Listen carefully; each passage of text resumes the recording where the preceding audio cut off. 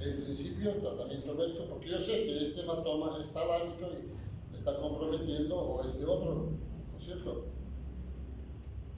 En hematomas gigantes, hemisféricos, fundamentalmente izquierdo,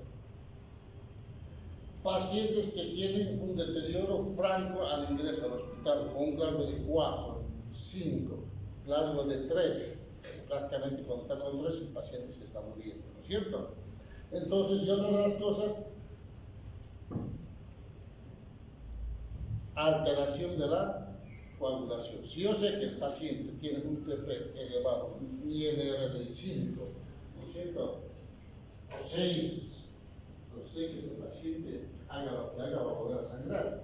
¿Y cuánto es el valor normal del INR?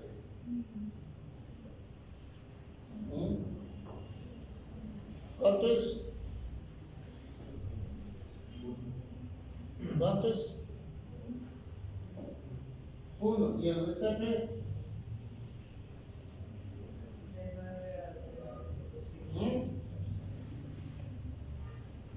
Se tienen que saber esas cosas. Porque si estamos manejando un paciente con hematoma intracerebral, tienen el problema de la coagulación. Ellos tienen que saber los valores. Porque si no, ¿cómo van a manejar? ¿No es cierto? Pacientes mayores de 75 años. Y esto, hematomas talámicos. Los hematomas talámicos, ¿no es cierto?, no se operan. ¿Por qué? Porque una vez operados no se obtienen resultados mejores de los que ya tienen. Entonces, todo eso uno tiene que tomar en cuenta para hacer tratamiento médico en estos pacientes. Ahora, ¿cuáles son los candidatos a cirugía en los hematomas intracerebrales? Pacientes que van a tener hematomas mayores a 30 ml de volumen con efecto de masa, desviación de línea media, volumen mayor a 30 ml, ¿no es cierto? Y aumento de la presión intracraniana persistente, progresivo, a pesar del tratamiento médico, a pesar del tratamiento antiedema. Entonces, vamos a ver que esto, ¿no es cierto?, sigue aumentando y no va a haber respuesta al tratamiento médico. Entonces, por ahí es necesario evacuar el hematoma. ¿Para qué? Para mejorar la presión intracraniana del paciente. Y obviamente si el paciente entra con un grado de 10, 11, digamos, y rápidamente vemos que hay un deterioro neurológico y vemos que el Glasgow empieza a bajar y llega a 7, 8 de Glasgow, y hacemos un control tomográfico y vemos que el volumen es mayor, entonces el paciente se tiene indicación. Y la ubicación es fundamental. Todos los pacientes que tienen hematomas lobares, ¿no es cierto?, cerebelosos y de la cápsula interna, además del hemisferio no dominante, el derecho fundamentalmente, tienen criterio de cirugía.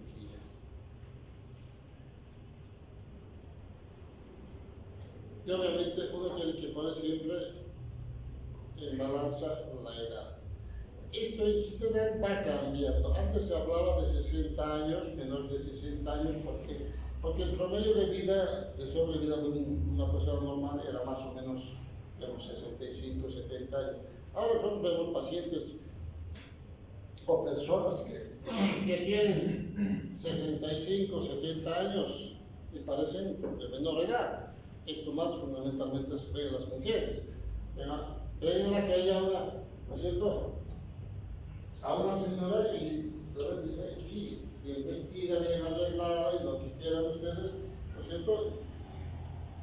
Y más o menos me calculan por 35, 40 años, pero sin embargo tiene 55 años.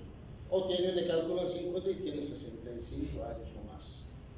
¿No es cierto? Esto fundamentalmente en las ciudades. A diferencia de las señoras que viven en el área rural, ellos sí aparentemente lo ven, le calculan 50 años, pero tienen 45. Es al revés, ¿no? Entonces, uno tiene que un poco ver ese tipo de cosas. Por eso que la edad un poco es fluctuante, no es, digamos, mandatoria. Bien, entonces cuando yo tengo este hematoma, ¿Qué es global? ¿Qué es lo que hago? ¿Es candidato para cirugía? Sí. Hago una traqueostomía, abro la dura madre y yo veo el hematoma ahí, justo. Ahí. Yo no tengo que dañar su cerebro para evacuar, porque ya está dañado prácticamente en la superficie. Hago un poquito esto y tengo esto. Y puedo evacuar totalmente el hematoma. Entonces, ¿qué es lo que hago? El paciente va mejorando. Este otro que es lo que se llama hematoma de la cápsula interna, es de los ganglios de la base que está desplazando. Tengo que cortar 1 o 2 centímetros, tengo que evaluar eso previamente con el paciente y todo eso.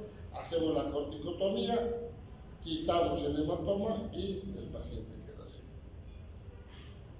Entonces, fíjense ustedes que uno tiene que poner en balanza, tiene que evaluar bien al paciente para ver el criterio de cirugía. Por eso es que uno tiene que ver, cuando llega un paciente con hematoma, va a ver qué pacientes son candidatos para tratamiento médico exclusivo y qué pacientes son probablemente candidatos a una cirugía para mejorar, ¿no es cierto?, su estado neurológico.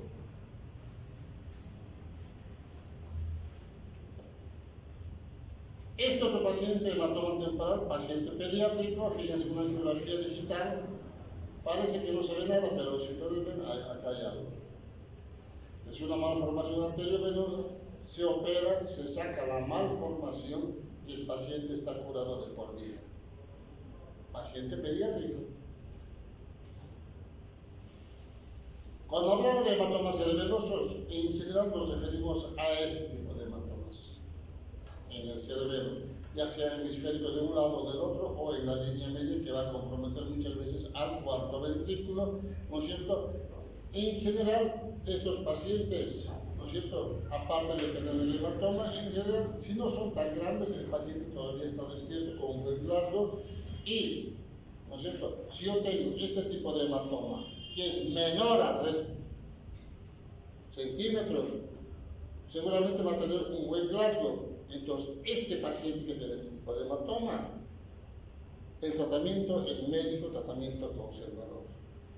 Pero, ¿qué pasa si el paciente tiene este hematoma? Seguramente va a tener un deterioro neurológico, un rasgo seguramente en 11, 10 o por ahí menos, ¿no es cierto? Porque es grande, mayor a 3 centímetros. Este paciente sí es candidato a cirugía.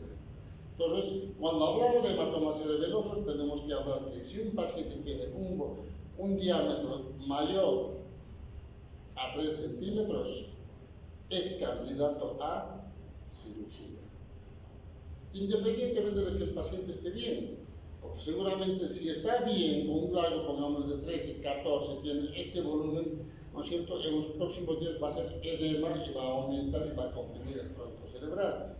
Entonces se va a deteriorar, ¿no es cierto? Y obviamente, si este paciente que tiene este volumen y tiene un largo de 4, 5, el paciente tendrá beneficio para operarlo.